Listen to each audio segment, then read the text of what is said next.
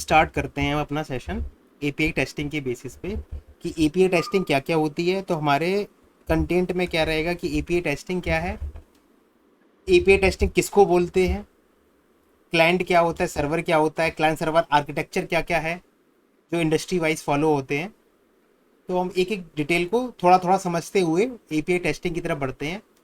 फिर उसके बाद हम देखेंगे कि एपीआई में कैसे कैसे एपीआई लोग यूज़ करते हैं, कैसे एपीआई कॉल करते हैं, इसको एपीआई ही क्यों बोलते हैं, डेटा कैसे लाती है एपीआई, टेस्ट क्या करना होता है एपीआई में, और क्या रिक्वायरमेंट होती है एपीआई टेस्टिंग की।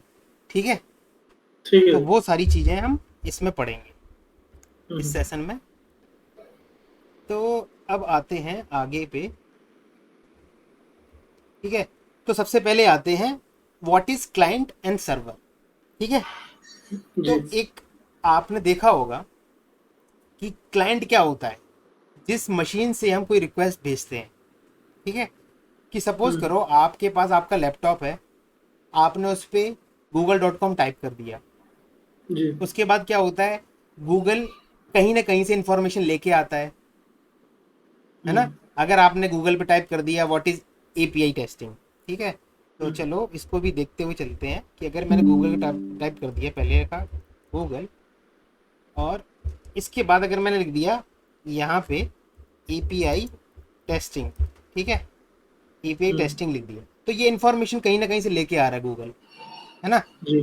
तो इसका मतलब है गूगल हमारा एक तरीके का, जहाँ जो हम जहाँ से रिक्वेस्ट जिसके लिए रिक्वेस्ट भेज रहे हैं वो भेजते हम्म, हैं सर्वर पे। ठीक है, तो हम अपने डॉक्यूमेंट के अकॉर्डिंग आते हैं कि what is client and what is server.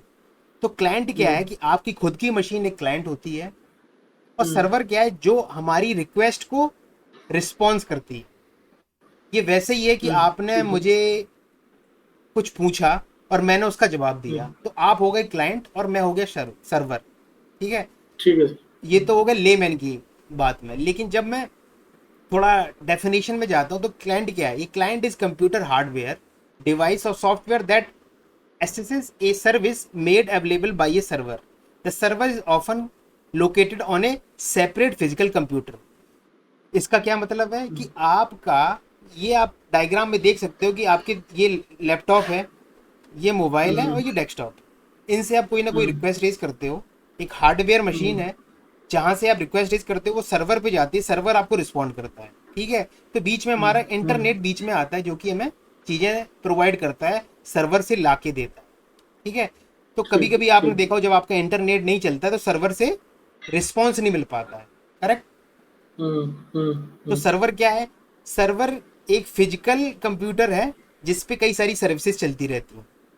ठीक है, और depending on service that is running it could be A file server, database server, home media server, print और वेब सर्वर।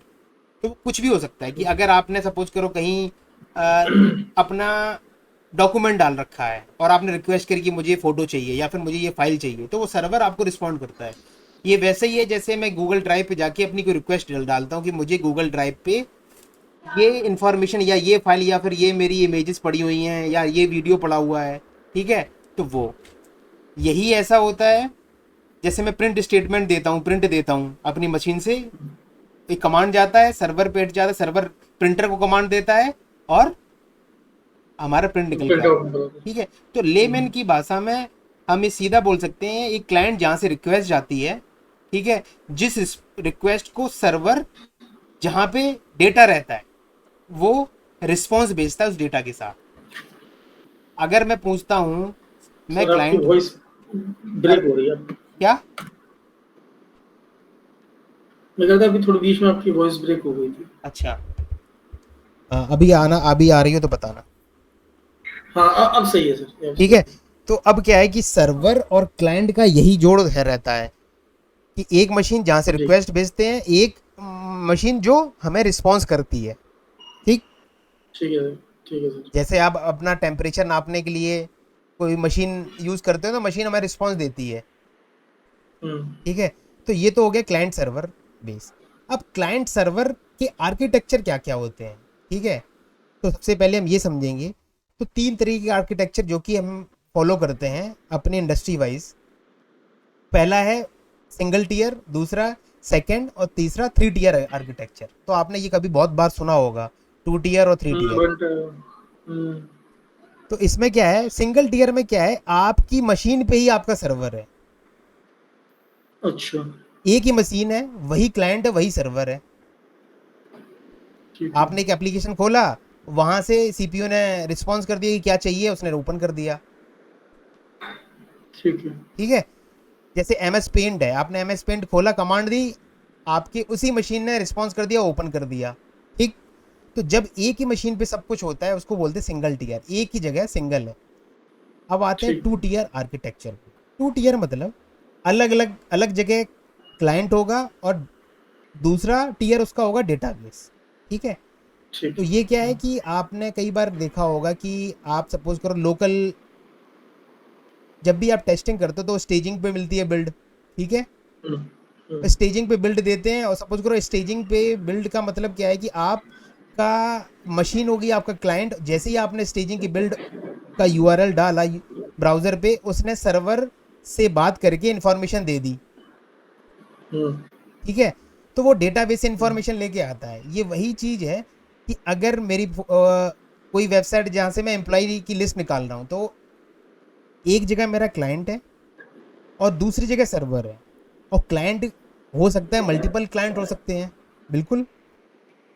हम्म, एक इन्फॉर्मेशन को कई लोग एक्सेस कर सकते हैं। आप अपने ऑफिस में बैठे हो, 15-20 लोग आपके साथ काम कर रहे हैं, वो सर्वर को हिट करके चेक कर रहे हैं क्या रिस्पॉन्स कर रहा है, तो वो भी एक तरीके के 2 टियर आर्किटेक्चर है। ठीक तो है, मतलब सर सर्वर सर्वर पे मतलब इंफॉर्मेशन रखी हुई है हमारी, हाँ, बस सर्वर हम पे उसको इंफॉर्मेशन उठा रखी रहे हुई है, हैं। करेक्ट। ठीक है सर। ठीक है, तो अब हमारी मशीन पहले क्या था, फर्स्ट ईयर में क्या था, एक ही जगह सब कुछ है, हमारे सिस्टम पे ही सब कुछ। दूसरा क्या है, अब जब हमारे सिस्टम पे ज़्यादा रिक्वेस्ट आने लगती है तो हम क्या करते हैं, अलग कर दो सर्वर को। ठीक है। हाँ अब ठीक इसका एग्जाम्पल ठीक लेते हैं इन दोनों का, अपने ऑटोमेशन का। ये ऑटोमेशन पे क्या करते हैं, ठीक। अपने ही मशीन पे चलाते हैं सब कुछ। ठीक है, तो वहीं हम्म, पे कोड लिखते हैं, वहीं पे चलाते हैं, वहीं पे ब्राउजर लॉन्च हो गया, हम्म, है ना। और 2 टियर में क्या होगा, मैंने एक ग्रिड सेटअप कर लिया, डॉकर क्लाउड मशीन बना दी, वहां से मैं अपना ब्राउजर चला रहा हूँ वहां पे। अब चाहे आप चलाओ, चाहे मैं चलाऊं, चाहे कोई और बंदा चलाए, वो उस सर्वर पे जाके चला सकता है। हम्म, ठीक है, सर्वर उसको रिस्पॉन्स करेगा। अगर मैं बोलूंगा ब्राउजर पे गूगल डालो या फेसबुक डालो या लिंक्डइन डालो, तो वो वहां से रिस्पॉन्स कर देता है। इससे क्या है, लोड हमारा डाइवर्ट हो गया। करेक्ट। हम्म, ठीक अब हमेशा होता है कि जो डेटाबेस है ना, सर्वर, वो उसकी कॉन्फ़िगरेशन तगड़ी रहती है, क्योंकि वो ठीक है अभी तो यहाँ पिक्चर में 3 क्लाइंट दिख रहे हैं, हो सकता है कि ये 13 क्लाइंट हो या 15 क्लाइंट हो या 20 क्लाइंट हो, जो रिक्वेस्ट धड़ाधड़ मारते हैं और वहां से हमें आ जाता है। ठीक है ठीक है, इसको आप वैसे ही एक्सेस कर सकते हो जैसे कि आपके इन हाउस कोई एप्लीकेशन हो। सपोज करो एचआर का एप्लीकेशन है। ठीक है, ठीक है आपने यहाँ से डाला कि मेरी एम्प्लॉय आईडी डाली, आपकी इन्फॉर्मेशन आ गई। ठीक है, तो क्लाइंट हो गया आपकी मशीन, और सर्वर जो आपको डेटा दे रहा है तो वो हो गया 2 टियर। लेकिन जब थोड़े से बड़े एप्लीकेशन होते हैं, ये 2 टियर होता है, ये ठीक थोड़े छोटे मोटे एप्लीकेशन के लिए ठीक होता है। लेकिन जब एप्लीकेशन हमारे बड़े हो जाते हैं, तो उसमें क्या है कि हमें और थोड़ा बाइफर्केशन करना पड़ता है। ठीक है, और थोड़ा एक्सपेंड करना पड़ता है, स्केल करना पड़ता है अपना इंफ्रा को। अब इससे क्या मतलब है कि आपने क्या करा, एक अब 3 टियर पे आते हैं। क्लाइंट सपोज करो वही है, डेटाबेस भी वही है, लेकिन डेटाबेस पे इंफॉर्मेशन कौन लेके आएगा, बिजनेस लॉजिक वाला। ठीक है, जिसको बोलते हैं एप्लीकेशन सर्वर। अब इसको समझते हैं, एप्लीकेशन सर्वर क्या है। तो आपने सपोज करो ये रिक्वेस्ट डाली कि मुझे मेरी इंफॉर्मेशन चाहिए। ठीक है, यहाँ पे मान के चलो कि एक एक ही बंदा था, वो अपने पे कर रहा था, उसको इन्फॉर्मेशन मिल जा रही थी। यहाँ पे सपोज करो 50 बंदे हैं। लेकिन जब बंदे बहुत ज़्यादा बढ़ जाते हैं, 50 से क्या कहते हैं 1 लाख बंदे हो गए, या 1 लाख क्लाइंट या 1 लाख रिक्वेस्ट आ गई, तो एकदम डेटाबेस पे भी लोड आ जाएगा। करेक्ट। तो अब इन्होंने 3 टियर कर दिया कि आपका एक लेयर पे क्लाइंट रहेगा जहाँ से रिक्वेस्ट जाएगी, दूसरी लेयर पे बिजनेस लॉजिक लिखे जाएंगे, तीसरी लेयर पे डेटाबेस रहेगा हमारा। अब इसको थोड़ा सा डिटेल में समझते हैं कि बिजनेस लॉजिक से मेरा क्या मतलब है। तो यहाँ पे बिजनेस लॉजिक जो लिखा जाता है, अब बिजनेस लॉजिक का मतलब है कि अगर मैंने बोला है कि मुझे एक फ्लाइट बुक करनी है। ठीक है, तो यहाँ से तो क्लाइंट से मैं बोल दूंगा कि भाई साहब इस दिन से इस दिन की एक फ़्लाइट बुक कर दो, लेके आओ। वो जाती है हमारे एप्लीकेशन सर्वर पे, जहाँ पे एपीआई होती हैं, और वो एपीआई डेटाबेस के पास जाती हैं। डेटाबेस पे वो इंफॉर्मेशन लेके आती हैं, वापस से लेके आती हैं एप्लीकेशन सर्वर पे, जहाँ पे एपीआई को रिस्पॉन्स करती हैं। वो एपीआई हमें डिस्प्ले करवा देता है हमारी यूआई पे। ठीक है। ठीक है, तो क्लाइंट डेटाबेस यहाँ पे आ जाता है, एपीआई बीच में।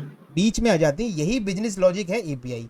अब आते हैं इनका आर्किटेक्चर। तो ये हो गया डेवलपमेंट साइड से कैसे बनती हैं।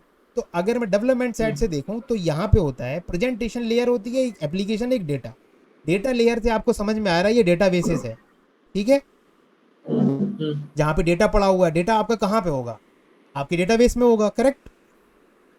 जी सर। अब आते हैं प्रेजेंटेशन। प्रेजेंटेशन मतलब आपकी यूआई। तो सपोज करो आपके पास कोई एप्लीकेशन है। हेलो। हेलो, हाँ आवाज आ रही है। हाँ सर, हाँ अब आ रही है सर, अब आ रही है। हाँ, तो मैं ये कह रहा हूँ कि अब आपकी प्रेजेंटेशन लेयर मतलब आपकी यूआई। यूआई किससे ठीक है बनती है, सर। एचटीएमएल से, जावास्क्रिप्ट से, सीएसएस से बनती है, ठीक है। ठीक है। ठीक है। एप्लीकेशन लेयर क्या बोलते हैं, बैकएंड। हम्म। तो ये हो गया फ्रंट एंड, प्रेजेंट जो करता है प्रेजेंटेशन। बैकएंड जो डेटा दे रहा है, डेटा कहाँ से दे रहा है, जहाँ पे डेटा पड़ा हुआ है, ठीक है। तो एप्लीकेशन लेयर पे Java, dot net, C sharp, Python, C sharp, इन सब में हम बिजनेस लॉजिक लिखते हैं, एपीआई बनाते हैं इन सब में। और लास्ट में आ ठीक है। जाता है हमारा नीचे डीबी। आप देख सकते हो माई सीक्वल, ओरेकल, पोस्टग्रेस। यहाँ से डेटा उठाया जाता है। Correct correct correct. अब क्या हुआ, एक बड़े पार्ट को छोटे पार्ट में तोड़ दिया। आगे हम्म। फ्रंट एंड वाला पार्ट हो गया इस वाले में, प्रेजेंटेशन लेयर में। यहाँ पे लिखते हैं backend developer business logic. Data layer से डेटाबेस स्टोर रहता है पूरा। ये बनाएंगे कुछ एपीआई, एपीआई कॉल करेंगे, भाई एम्प्लॉय की इंफॉर्मेशन लेके आओ। यहाँ से रिस्पॉन्स किसको करेगा, वापस से एप्लीकेशन लेयर को, एपीआई को भेजेगा कि भाई ये इन्फॉर्मेशन आ गई। वो एपीआई कहाँ दिखा देगी, यूआई डेवलपर के पास जाएगी। वो यूआई डेवलपर उस एपीआई की कॉल को अपने में उसको यूज करके और प्रेजेंट कर देगा डेटा, ठीक है। चाहे वो ग्रिड में दिखाना हो, या फिर लिस्ट में दिखाना हो, या फिर टेबल में दिखाना हो, कैसे भी करके वो इन्फॉर्मेशन दिखा देता है, करेक्ट। मतलब बेसिकली सर प्रेजेंटेशन लेयर से हमने रिक्वेस्ट भेजी, जो बीच से काम हुआ, वहां से डेटा उठाया उसने, फिर उसने प्रेजेंटेशन को दोबारा भेज दिया। बिल्कुल। तो ये अब मान के ठीक है। चलो ये एक इन्फॉर्मेशन होगी। अब आते हैं नेक्स्ट पे। तो अब आते हैं एपीआई है क्या आखिर में, ठीक है। एपीआई नाम सुन लिया, लेकिन एपीआई एक्चुअल डेफिनेशन क्या है उसकी। तो एपीआई का मतलब है एप्लीकेशन प्रोग्राम इंटरफेस, ठीक है। अब अगर हम पुरानी स्लाइड पे आते हैं, एप्लीकेशन प्रोग्राम इंटरफेस एक तरीके का इंटरफेस के तरीके से काम कर रही है एपीआई। इसके बीच में, जी। आपकी यूआई और डेटा के बीच में। जी।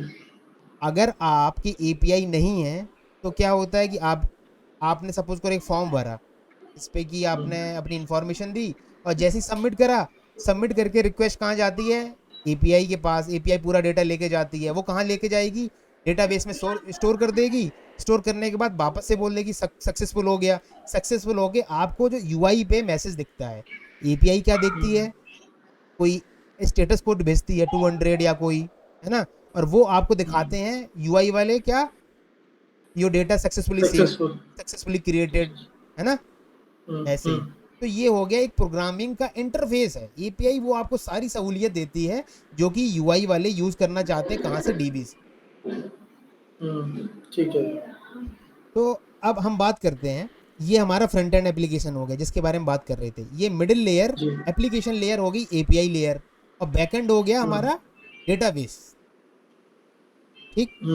तो अब क्या होता है कि API is a way of communicating between two applications where application may differ in their platform or in terms of technology। बिल्कुल हो सकता है आपका फ्रंट एंड HTML में बना हुआ है, API जावा में लिखी हुई है, कॉटलिन में लिखी हुई है, किसी और में लिखी हुई है, डेटाबेस आपका SQL है ना।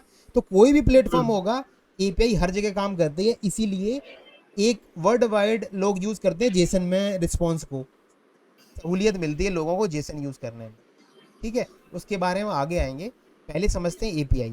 तो यहाँ से क्या होता है, फ्रंट एंड से आपने कोई रिक्वेस्ट भेजी, एपीआई के पास गई, एपीआई डीबी के पास गया, डीबी के पास से उसने इन्फॉर्मेशन वापस भेज दी कि भाई ये आपका एम्प्लॉय का डेटा हुआ, ये डेटा वापस से ये यूआई वाले बंदे को भेज दिया फ्रंट एंड वाले को, फ्रंट एंड वाले ने अपने तरीके से दिखा दिया, क्योंकि टेक्नोलॉजी अलग है, यहाँ अलग टेक्नोलॉजी यूज हो रही है, यहाँ पे अलग है।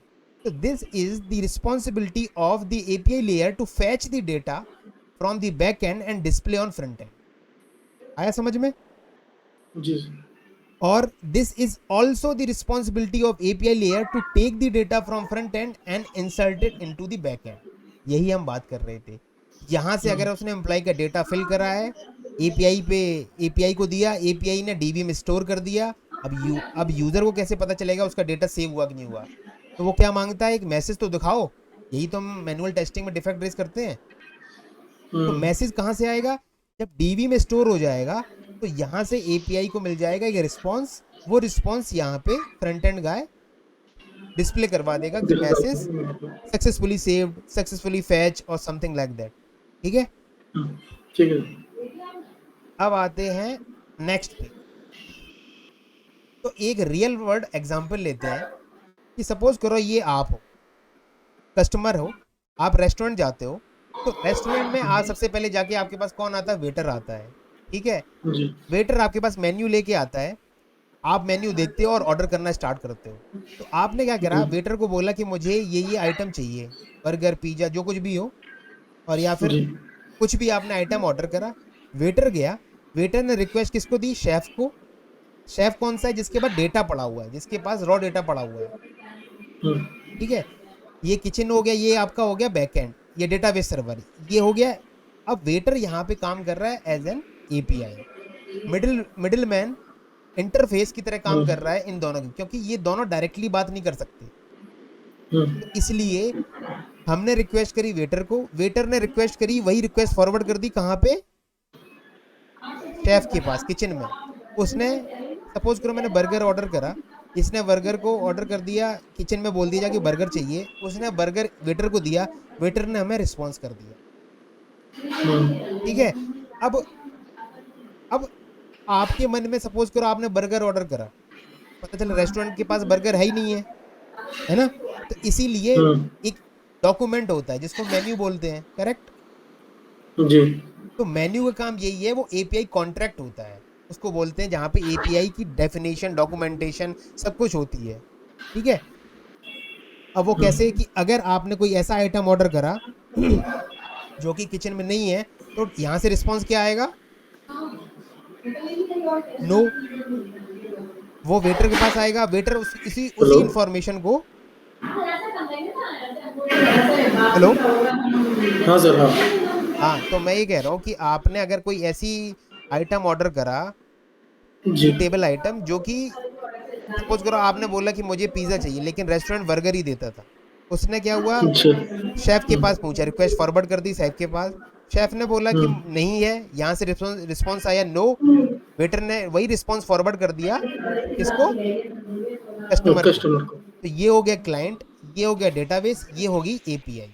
बिल्कुल ऐसे ही तरीके से काम करती है हमारी API in real world, in software application.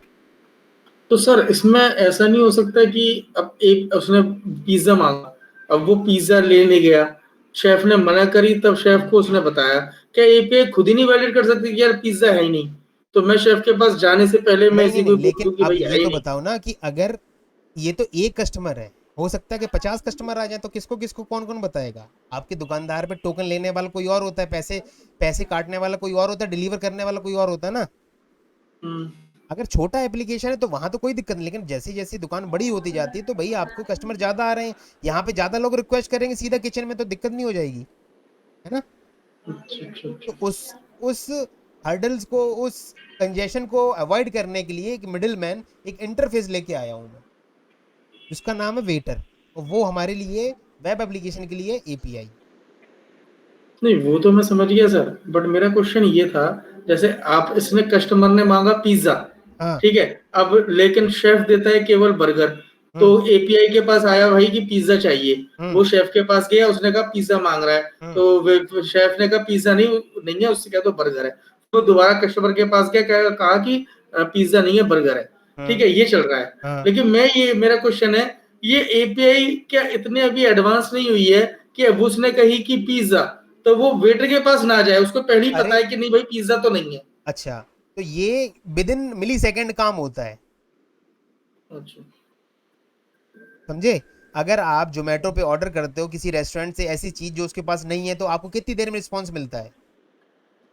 जल्दी मिल जाता है सर। बिल्कुल, बस यही है, यही स्केलेबिलिटी अच्छा, एप्लीकेशन की मतलब भाई। काम तो ऐसे ही करेगा लेकिन स्पीड बढ़ जाएगी, तो पता नहीं स्पीड, चलेगा। और क्या, अगर वो आधा घंटे में आपकी बात को रिपीट करे तो आप रेस्टोरेंट पे जाओगे कि नहीं जाओगे? कभी नहीं जाओगे।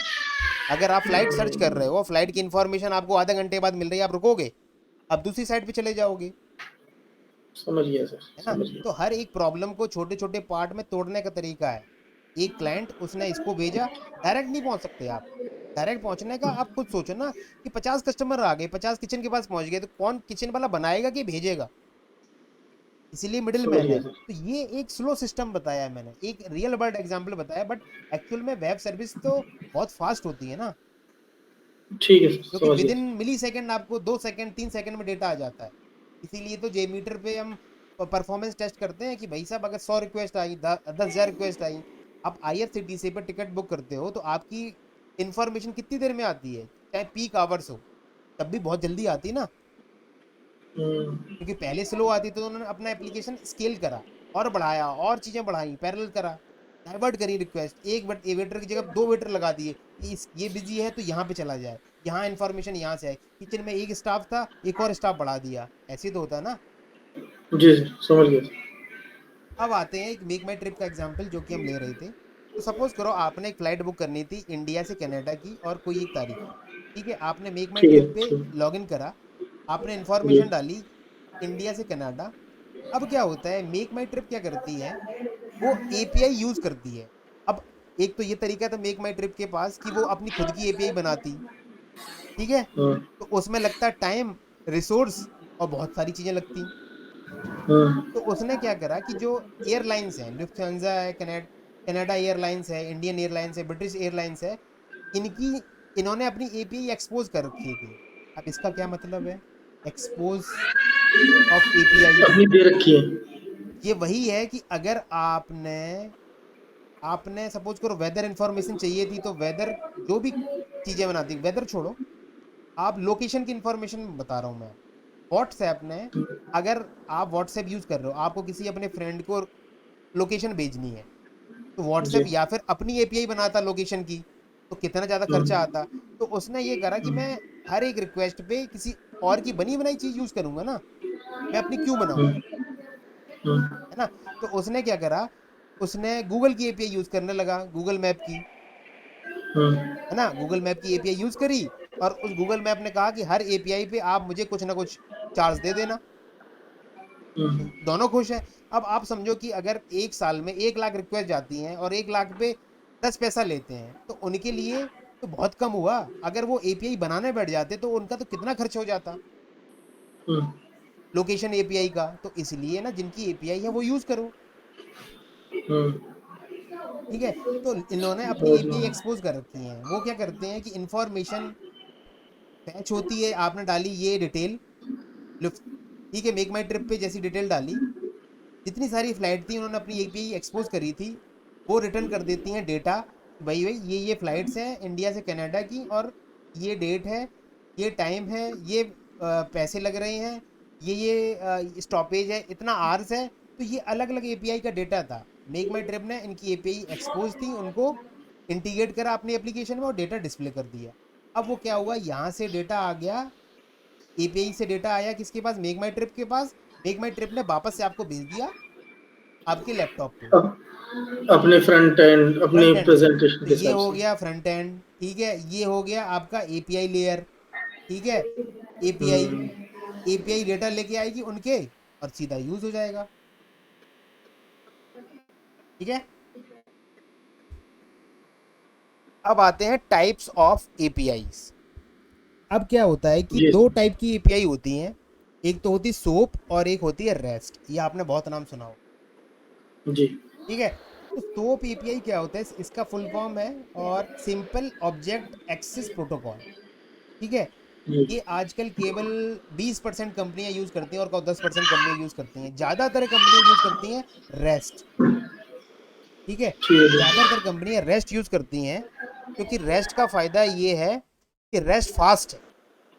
ठीक है, फास्ट है। सोप में क्या है, सोप केवल एक्सएमएल लेता है, एक्सएमएल में डेटा देता है, एक्सएमएल में डेटा भेजो, डेटा एक्सएमएल में लेगा।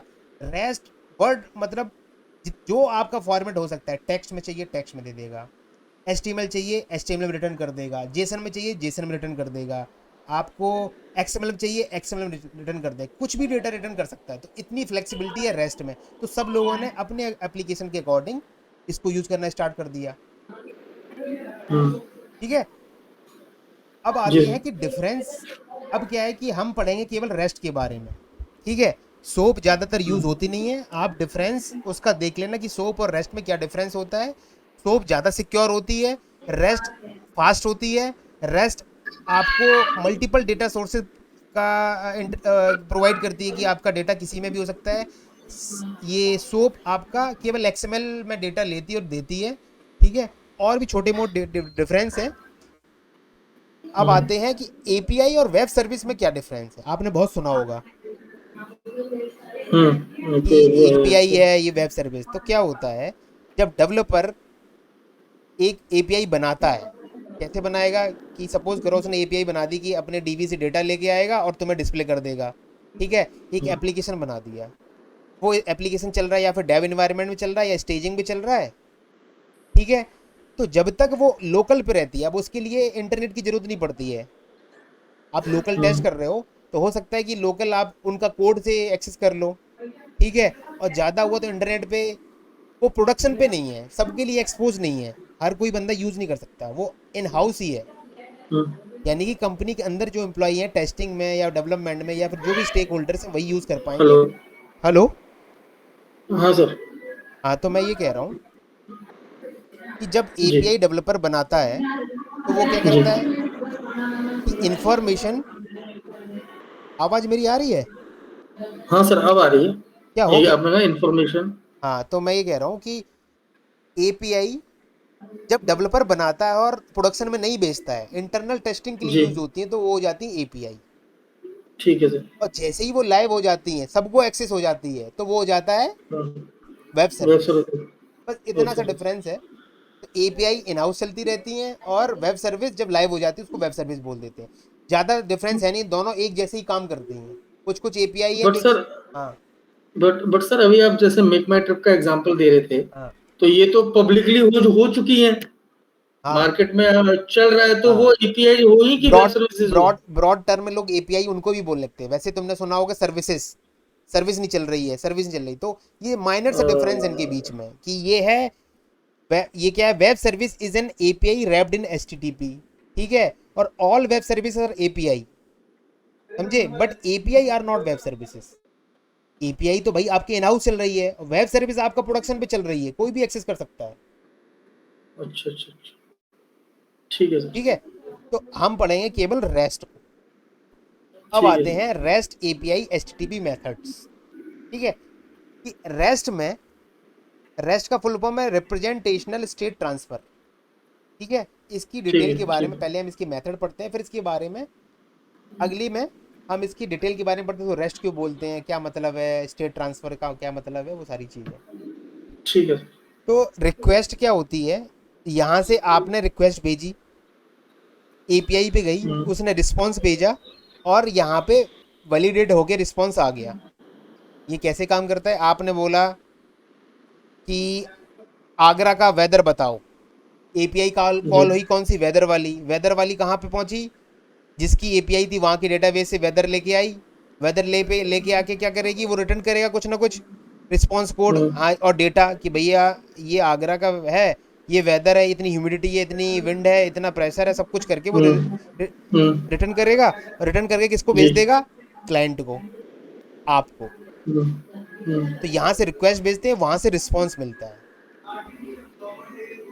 तो बेसिकली ठीक है। ज़्यादातर क्या होता है कि हम यूज़ करते हैं get, post, put, patch, delete, ये मेथड यूज़ करते हैं। इनको H T T P method भी बोलते हैं। ठीक है। हम्म। और ये एचटीटीपी रिक्वेस्ट के मेथड्स हैं सर, ये मेथड वाले है। हैं। हाँ, अब गेट का मतलब क्या है कि गेट माई इंफॉर्मेशन। ठीक है। अब गेट का मतलब क्या होता है कि जब भी आप किसी, जैसे आपने मेक माई ट्रिप से रिक्वेस्ट डाली थी ना जी, कि मुझे एयरलाइन का डेटा चाहिए, तो एयरलाइन का डेटा क्या हो रहा है, वो गेट करके ला रहा है। गेट वैसे ही है जो सेलेक्ट एयरलाइन क्वेरी। का डेटा हाँ, चाहिए। जो गेट वैसे ही है जो सेलेक्ट क्वेरी होती है ना डीवी में, हेलो। है ना। आज सर थोड़ा नेट गड़बड़ चल रहा है लग रहा है, तो मेरी तरफ का चल रहा है, आपकी तरफ का चल रहा है। एक आवाज आ। सेकंड में स्विच मारूं सर, हेलो। एक बार स्विच मारूं। हेलो। हाँ। हाँ सर, एक सेकंड होल्ड करो सर, मैं स्विच मार रहा हूँ नेटवर्क हम्म। में। स्विच।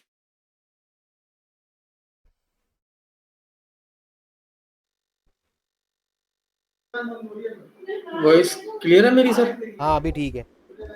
जी। आप सर अब गेट का बता रहे थे। हाँ, तो गेट। गेट वैसे ही है जैसे हम डीवी में सेलेक्ट क्वेरी मारते थे, वो क्या करता था, इन्फॉर्मेशन लेके आती थी। ठीक है। तो गेट ठीक एपीआई का है। मतलब क्या है, गेट माई इंफॉर्मेशन। ठीक है। ठीक है। अब आते हैं पोस्ट पे। ठीक है। पोस्ट क्या करती है, आप क्या करते हो, आप ईमेल पोस्ट करते हो, जी। है ना। इसका मतलब क्या है, आप भेज रहे हो कुछ, कुछ इंसर्ट कर रहे जी। हो। जी। तो जी। पोस्ट क्या है, एक तरीके का इंसर्ट की तरह है डीवी में, यानी कि डेटा डालता है, इंफॉर्मेशन भेजता है। तो आप सपोज करो जब आप कोई भी फॉर्म भरते हो ना, और जब वो सेव होता है, हम्म। तो इसका मतलब है आप पोस्ट चला रहे हो। अच्छा, मैं insert the data in database. हाँ, करेक्ट। तो जब भी आप कोई डिटेल फिल करते हो फॉर्म में और सबमिट करते हो, तो वो इन्फॉर्मेशन कहीं ना कहीं सेव होती है। करेक्ट, डेटाबेस में ही होती है है सर। ना। हाँ, तो वो क्या है, वो हमारी पोस्ट कॉल या पोस्ट मेथड ट्रिगर होता है, और पोस्ट एपीआई चल जाती है। ठीक है। ये पोस्ट का काम है। हाँ, ये पोस्ट का काम है। अब ठीक आते है हैं सर। पुट का। पुट जी बिल्कुल सर। वैसे ही काम करता है जैसे हमारा अपडेट है, अपडेट क्वेरी होती है। वो क्या करता है कि आपने बोला कि अंकित का इंफॉर्मेशन लेके आओ, तो कौन सी कॉल होगी, गेट, गेट होगा। है ना। आपने कहा अंकित का कोई रिलेटिव है, उसकी इंफॉर्मेशन ऐड कर दी, तो क्या होगी, पोस्ट कॉल होगी, इंसर्ट, हाँ, ऐड पोस्ट हो हो गई। जाएगी। अब आपने सोचा यार उसकी इंफॉर्मेशन गलत हो गई, एड्रेस गलत हो गया, फोन नंबर गलत हो गया, तो इस केस में क्या होगा, अपडेट करना पड़ेगा। अपडेट। तो उस केस में अपडेट। पुट मेथड कॉल होता है। ठीक ठीक है है। सर। पुट क्या करता है, आप उसमें बताते हो ना कि भाई मुझे अंकित की इंफॉर्मेशन अपडेट करनी है। ठीक है। तो इसमें क्या है, इसमें पता नहीं होता है, इसमें पता होता है कि कहाँ पे अपडेट करना है। ये भी तो हम करते हैं ना, अपडेट सेलेक्ट और hmm. Update this is where ID equal to X hmm. Y Z या 1 2 3, है ना। तो हमें आईडी हम्म। पता है ना। पुट क्या करता है, हम्म। पुट एक डेडिकेटेड आईडी पे या डेडिकेटेड इंफॉर्मेशन पे हमारा अपडेट करता है। तो वो भी हमें देनी पड़ती है क्या, मतलब हाँ कोई हाँ, वो हम डिटेल में यूनिक पढ़ेंगे, आईडी? लेकिन फिलहाल के लिए अच्छा अभी अच्छा। 4 5 मेथड समझो। और डिलीट क्या होता है, नॉर्मल डिलीट कर देता है। यानी पुट सर, यानी कि update the information in database, right? हाँ, पुट अपडेट कर पुट। देता है आपकी इन्फॉर्मेशन। ठीक है सर, डेटाबेस में हाँ, ना। अब आप ये और बताओ डिलीट तो कि जब मतलब भी रिमूवल हो आपको गया। अगर डेटाबेस में इंफॉर्मेशन अपडेट करनी होती है, तो आप क्या यूज़ करते हो, वेयर कंडीशन यूज़ करते हो ना, जी। है जी। ना। वो क्यों लगाते हैं, क्योंकि हमें जिसकी इंफॉर्मेशन अपडेट करनी है वो तो हाँ। बताना हाँ। पड़ेगा ना। जी। तो इसलिए पुट। और डिलीट, इंफॉर्मेशन डिलीट करने के लिए, आपका रिकॉर्ड गायब हो जाएगा। डेटाबेस से, ठीक है हाँ। सर। अब आते हैं एच टी टी पी और H T T P S क्या होता है। ठीक है। एक सर वो रह गया, पैच रह गया सर। हाँ, पैच वो आगे, क्योंकि यूजली क्या होता है, यही चीज़ें इन्फॉर्मेशन ज़्यादा यूज होती हैं। पैच को हम आगे पढ़ेंगे जब हम पोस्टमैन पे जाके ट्रिगर करेंगे। ठीक है। तो ठीक है आप इन पे फोकस ठीक। करो जो हमने अभी दी हुई, ये मेजरली यही यूज होती हैं। ठीक है। Get, post, put, delete. हाँ, इसके बाद तो दूसरी भी हैं, पैच भी है, हेड भी है, लेकिन ज़्यादातर यही यूज होती हैं। तो हमें सबसे पहले उन पे फोकस करना है जो सबसे ज़्यादा यूज होती हैं। ठीक है सर। क्योंकि आप जैसे ये समझ जाओगे, पैच और ये सारी चीज़ें आप अपने आप कर लोगे। ठीक है। अब आते हैं H T T P and H T T P S की, what is the difference between H T T P and H T T P S. तो अब तो हमें ये पता होता है कि एच टी टी पी मतलब लेस सिक्योर, और HTTPS मतलब secure, S stand for secure.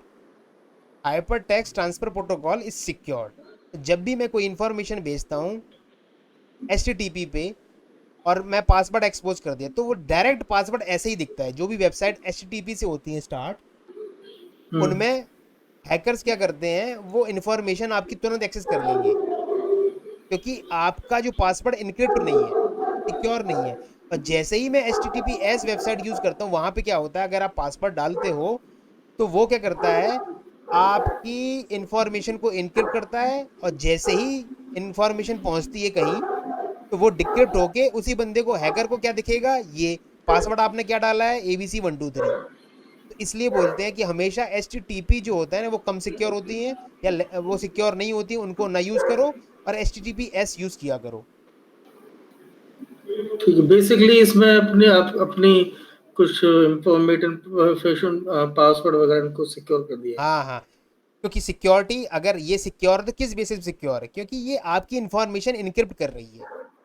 ये कोई ना कोई इंक्रिप्शन एल्गोरिथम फॉलो कर रही है। अब वो डेवलपर के ऊपर डिपेंड करता है कि MD5 है, SHA-1 है, RSA है, कौन सी सिक्योर इंक्रिप्शन एल्गोरिथम फॉलो कर रही है, जिसको ये सर्वर जाके डिक्रिप्ट कर देगा और अपनी इंफॉर्मेशन यूज कर लेगा, है ना।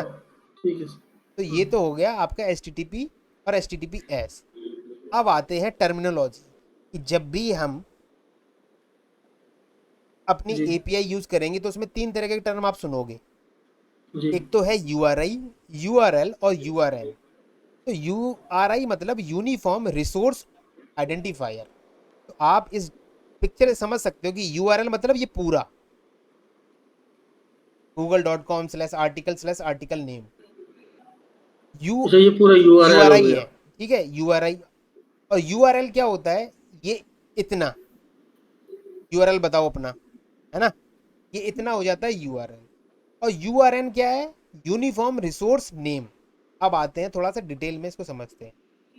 नहीं सर, ये आपने, तो यूआरएल आपका तो पूरा हो गया ना सर, हाँ एचटीटीपीएस से हाँ, लेकर नेम तक। URL पूरा ही है, हाँ URL पूरा है, सॉरी।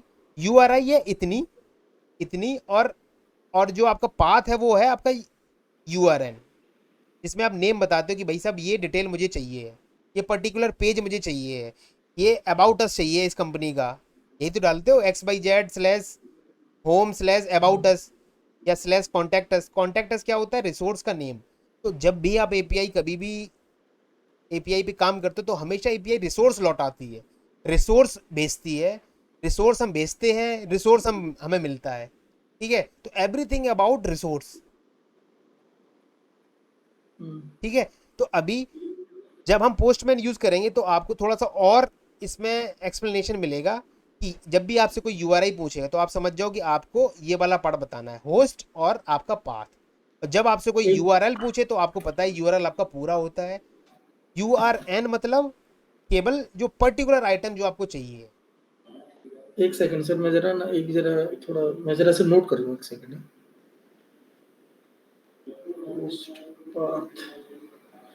यूआरएल में हो गया ये मैं आपको भेज दूंगा, कोई दिक्कत नहीं है, ठीक है। आप,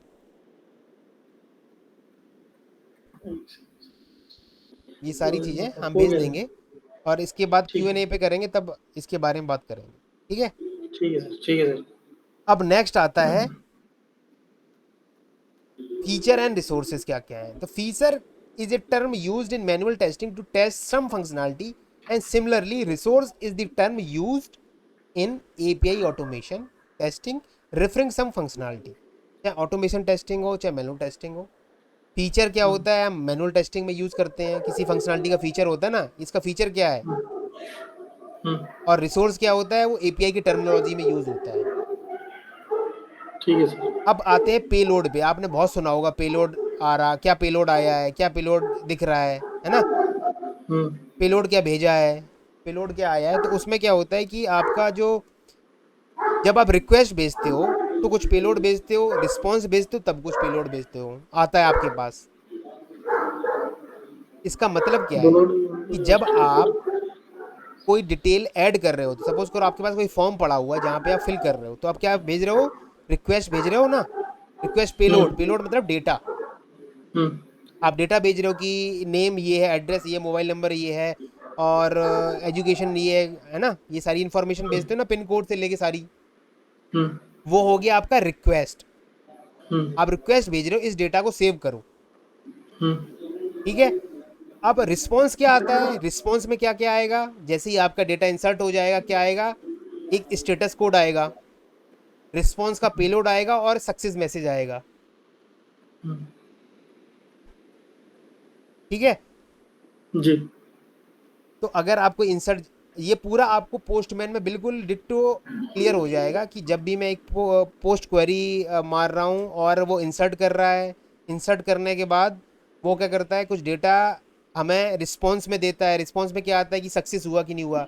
तो एच ने कुछ अपने रिस्पॉन्स कोड बना रखे हैं, स्टेटस कोड, वो क्या बताते हैं कि अगर आपका स्टेटस कोड 200 होता है इसका मतलब सब कुछ सही हो गया, 400 हुआ तो कुछ एक्सेप्शन आई है, 500 हुआ तो कुछ और एक्सेप्शन है सर्वर साइड पे, ठीक है। तो इस तरीके की स्टेटस कोड भेजता है। तो अब इसको थोड़ा सा इसमें डायग्राम से समझते हैं कि एक क्लाइंट था जिसने एक एचटीटीपी हम्म रिक्वेस्ट भेजी, जिसमें क्या भेजता है कि कहाँ हिट करना है, हेडर क्या है, पेलोड क्या है। पेलोड में क्या है, आप जेसन इन्फॉर्मेशन दे सकते हो, एक्सएमएल में दे सकते हो इन्फॉर्मेशन, ठीक है। और वो जाता है सर्वर के पास, सर्वर उसको सेव कर देगा डेटा को, कहाँ पे, डीबी में। वो ये सारे क्रूड ऑपरेशन चलाएगा। हो सकता है कि आपको पोस्ट चलाना पड़े, हो सकता है गेट चलाना पड़े, पुट चलाना पड़े, डिलीट चलाना, वो अपना एक्शन जो आप यहाँ पे सेलेक्ट करोगे कि ये पुट है, पोस्ट है, उसके बेसिस पे ऑपरेशन चलाएगा। अगर आपने गेट करा है तो इन्फॉर्मेशन गेट करके लाएगा, अगर आपने पेलोड में कुछ दिया हुआ है और पोस्ट सेलेक्ट करा हुआ तो आपका डेटा इंसर्ट हो जाएगा। Same goes with put and delete. तो सर्वर के पास डीबी से रिस्पॉन्स आता है, डीबी क्या करता है, यहाँ से रिस्पॉन्स भेज देगा कि इंसर्ट हो गया या फिर जो भी फ्लैग भेजना होगा, बाकी फिर एपीआई अपना रिस्पॉन्स कोड वापस से क्लाइंट को भेज देती है, ठीक है सर। ठीक है। तो इस तरीके से हमारी हम्म एपीआई काम करती हैं। अब ये कुछ एपीआईज हैं जो कि आपकी रियल वर्ल्ड में यूज़ होती हैं, जैसे पेमेंट गेटवे, जितनी सारी एपीआई पेमेंट गेटवे पे यूज़ होती हैं वो सारी एपीआईज हैं जो भी इंटरफेस यूज़ करते हैं। आपने सुना ना आपका पेमेंट इंटरफेस, गेटवे, गेटवे क्या है, इंटरफेस है ना। हम्म गूगल मैप्स, जो गूगल मैप्स यूज़ करता है, ट्विटर, फेसबुक, लिंक्डइन, गिटहब, तो ठीक है। मतलब ये जितनी भी सर चीजें हैं, ये गूगल मैप्स हो गया, ये सभी चीज हो गई, ये सब के सब हमारा रेस्ट एपीआई हैं, यूज कर हाँ, रही हैं।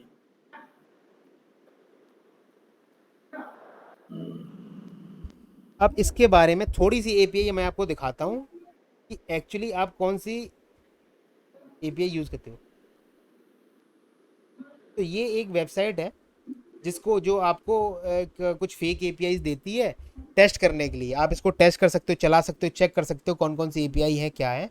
तो इस वेबसाइट को खोल के हम एक बार देखते हैं कि इसमें क्या क्या इन्फॉर्मेशन आ रही है। देखो, फेक डेटा रियल रिस्पॉन्सेस, तो ये सारी एपीआईज हैं। अब ये क्या करते हैं कि अगर आप इस एपीआई को देखो, यहाँ पे एपीआई है, ठीक है। अभी आप केवल इस पे जाओ मेथड के ऊपर, ये सारे गेट मेथड है, इस पे क्लिक करोगे, यहाँ पे रिस्पॉन्स आ गया, क्या आ रहा है, लिस्ट यूजर। अब गेट करोगे, सिंगल यूजर आ गया, सिंगल जो टू डाला था आपने, आपकी टू की इन्फॉर्मेशन आ गई, क्या ईमेल ये है, पासवर्ड ये है, फर्स्ट नेम लास्ट नेम फलाना ठिकाना, सारी चीज़ें आ गई, ठीक है। अब आते हैं पोस्ट में। पोस्ट क्या करता है, क्रिएट, क्रिएट में क्या करता है कि भाई साहब ये डेटा इंसर्ट कर दो, ठीक है। तो वो अब यहाँ पे ट्रिगर कर दो तो यहाँ पे रिस्पॉन्स आ जाए 201, मतलब क्रिएटेड। तो ये रिस्पॉन्स कोड बनाए हुए हैं, क्योंकि हर बार 200 से पता नहीं चलेगा कि इंसर्ट हुआ है या इन्फॉर्मेशन गेट हुई है। अब ये आता है पुट, पुट किसकी इन्फॉर्मेशन अपडेट करनी है, इसकी अपडेट करनी है, रिस्पॉन्स भेजेगा, डेटा रिटर्न करेगा कि क्या अपडेट होके आया है। पैच, पैच भी इसी तरीके से काम करता है। डिलीट, डिलीट भी इसी तरीके से काम करता है। आप डिलीट एपीआई करोगे, आपका 2 वाला नंबर वाला डेटा उड़ जाएगा, ठीक है। तो अगर आपको, तो इस तरीके से आप इस वाले को यूज़ कर सकते हो, ठीक है। हम यही एपीआई यूज़ करेंगे, या फिर मैंने कुछ अपनी एपीआईज बनाई हुई हैं जिनको हम यूज़ कर सकते हैं। मैं आपको एक छोटा सा डेमो दिखा रहा हूँ कि जो मैंने एपीआई बनाई हुई हैं और अपनी पर्पस के लिए, ठीक है, अपने काम के लिए। तो अब क्या है कि मैंने कुछ एपीआई बनाई हुई हैं, ठीक है। अब मैंने एपीआई ये बनाई हुई है, इंसर्ट की है, डिलीट की है। तो मैं बस आपको वो एपीआई दिखाना चाहता हूँ कि एपीआई कैसे काम करती एक बार लोड हो जाने दो, फिर उसके बाद हम्म। हम इसको चला देते हैं। मतलब हम तो एपीआई टेस्टिंग पढ़ रहे हैं, आप सर एपीआई बना भी रहे हो। तो ये हमारा एपीआई का स्प्रिंग बूट पे सर्वर स्टार्ट हो गया है। अब ये मैंने कुछ एपीआई बनाई हुई हैं, ठीक है। ये क्या कह रहा है, गेट ऑल एम्प्लॉइज। अब क्या है, यहाँ पे गेट है, यहाँ पे पड़ा हुआ, अभी मैं आपको केवल दिखा रहा हूँ। आप जैसे सेंड करोगे आपको रिस्पॉन्स आ गया, क्या, अभिषेक, ABHI DWI, ये 3 डेटा आ गए, ठीक है। दूसरी की ये गेट हो गया, गेट मतलब इंफॉर्मेशन लेके आएगा, 200 देगा, ठीक। अब दूसरी एपीआई है कि आपको एक पर्टिकुलर एम्प्लॉय की डिटेल निकालनी है, ठीक है, कि भाई साहब एम्प्लॉय ID 1 डालोगे तो आपकी इंफॉर्मेशन हमें मिल जाएगी। ये आ गया। अब आते हैं पोस्ट पे। अगर मुझे एक एम्प्लॉय की पोस्ट मतलब इंसर्ट, इंसर्ट के लिए क्या डेटा चाहिए, तो मैंने क्या करा, एक डेटा ले लिया, यहाँ पे ले लिया एक डेटा, और यहाँ पे डाल दिया उसकी इंफॉर्मेशन, और यहाँ पे डाल दिया डिपार्टमेंट, डाल दिया तो HR। सर ये नेम आईडी डिपार्टमेंट ये पहले से ही फिक्स है कि ये भी हाँ, हमें मैं डालने वो उसके बारे पड़ेंगे? में बाद में बात करेंगे, ठीक है। अभी आप केवल ठीक ये है, देखो ठीक कैसे है, काम करती हैं, कि जब भी मैं ठीक है। पोस्ट एपीआई मतलब एक इंसर्ट कर रहा हूँ, इंसर्ट क्या कर रहा हूँ, ये डिटेल इंसर्ट कर रहा हूँ, ठीक है, डीवी में, और एपीआई के थ्रू। तो अब मैं सेंड करूंगा तो मुझे कुछ इन्फॉर्मेशन मिलेगी, क्या मिलेगी, 200, और ये 11 नंबर की आईडी अंकित और डिपार्टमेंट HR, ये इंसर्ट हो गई है। अब पता कैसे चलेगा इंसर्ट हुई है कि नहीं हुई है, तो हम क्या करेंगे, फिर से अपनी गेट ऑल एम्प्लॉय वाली एपीआई हिट करके चेक करेंगे 11 क्रिएट हुआ कि नहीं हुआ। तो सर 11, वो स्टेटस कोड आ तो गया था, ओके। हाँ तो ओके वो आ हो गया, गया लेकिन इसका हमने मतलब। फिर भी चेक कर लिया कि इन्फॉर्मेशन आ रही कि नहीं आ रही है, तो गेट ऑल में हमारा इंसर्ट हो गया, हाँ, ठीक है। अब मैं केवल सोचूं कि 11 वाला केवल लेके आ जाए जिसकी आईडी 11 है, उसने बोल दिया कि भाई साहब आपका डेटा इंसर्ट हो गया है, ठीक है। हम्म, अब आता है पुट। पुट मतलब आप किसी का रिकॉर्ड अपडेट कर रहे हो। अपडेट के लिए क्या है, चलो आपकी वाली आईडी लेते हैं 11 नंबर की। 11 नंबर की आईडी मैंने ली, 11 नंबर की आईडी ली, और यहाँ पे डिटेल मुझे अपडेट करना है। यहाँ पे अंकित की जगह मुझे डालना है XYZ, ठीक है। और HR की जगह, जो यहाँ पे मुझे पता था कि अंकित का HR आ रहा है, HR की जगह मुझे याद आया ना, इसका HR नहीं है, इसका है डेव ऑप्स है, ठीक है। अब मैं चला दूंगा, सॉरी, यहाँ पे, हाँ, अब यहाँ पे है डेव ऑप्स है। अब मैं पुट चला रहा हूँ, पुट का मतलब अपडेट, यू से समझ जाओ, पुट मतलब PUT अपडेट करना है, पोस्ट मतलब इंसर्ट करना है, गेट मतलब डेटा लाना है। अब हम अपडेट कर रहे हैं अंकित जिसकी आईडी 11 थी उसकी इंफॉर्मेशन को, ठीक है। अब देखना, जब मैं इंसर्ट करूंगा अपडेट करूंगा तो रिस्पॉन्स क्या आ रहा है, 200, और ये। अब मैं चेक करूंगा कि 11 की डिटेल अपडेट हुई कि नहीं हुई, चेक करो। उसने कह दिया अपडेट हो गई, पहले अंकित था अब XYZ हो गया, पहले HR था अब डेवऑप्स हो गया। अब मैं डिलीट करूंगा, डिलीट क्या करूंगा, डिलीट में तो केवल आपको बताना कि क्या करना है। आपने डिलीट सेलेक्ट करा, यहाँ से मेथड डिलीट, और सीधा सेंड कर दिया, ओके आ गया। ओके, अब जो रिस्पॉन्स मैं भेज रहा हूँ, ये जरूरी नहीं कि हर एक एपीआई रिटर्न नहीं करे, क्योंकि ये एपीआई मैंने बनाई हुई है तो मुझे पता है कि भेजना क्या है रिस्पॉन्स में, बस। अब मैं चेक करूंगा अच्छा, क्या, रिस्पांस कोड भी क्या अपने हिसाब से दे सकते हैं? नहीं नहीं जैसे रिस्पॉन्स, आपने नहीं ओके नहीं का नहीं, मतलब 200 दिया है, मैं हाँ, 800 दे दूं ओके का मतलब? क्या, नहीं नहीं नहीं, ऐसे नहीं होता, वो बाद में पढ़ते हैं। ये नहीं होता, कुछ प्री डिफाइंड फॉर्मेट है स्टेटस कोड। HTTP ने ऐसे ही नहीं बताया हुआ है, HTTP ने बाइफर्केशन करी हुई है हर एक स्टेटस कोड के ऊपर। और यही इंटरव्यू में पूछा जाता है कि आपका 200 क्या है, 300 क्या है, 400 500 क्या है, ये ज़्यादातर आते हैं, 100 भी कभी भी, ठीक है। अब मैं डिलीट कर रहा हूँ, और डिलीट तो मैंने कर चुका हूँ। अब मैं चेक कर रहा हूँ कि मेरा 11 पे डिटेल आ रही कि नहीं आ रही है, तो ये क्या गेट बोल कर रहा लो। है, 1 200, यानी कि इन्फॉर्मेशन है ही नहीं है। और अगर मैं यहाँ चेक करता हूँ क्या 11 डिलीट हो गया है, तो इसने बोल दिया 11 आपका है नहीं, ठीक। नहीं नहीं सर, वो एक बार बैक करके वो देखा ना, वो वन, वो मैं समझ नहीं पाया। अरे वो मत देखो, वो एग्जाम्पल के लिए बता रहा हूँ आपको, अच्छा, अच्छा। ठीक है। हम्म। तो अब आगे के चैप्टर में हम एपीआई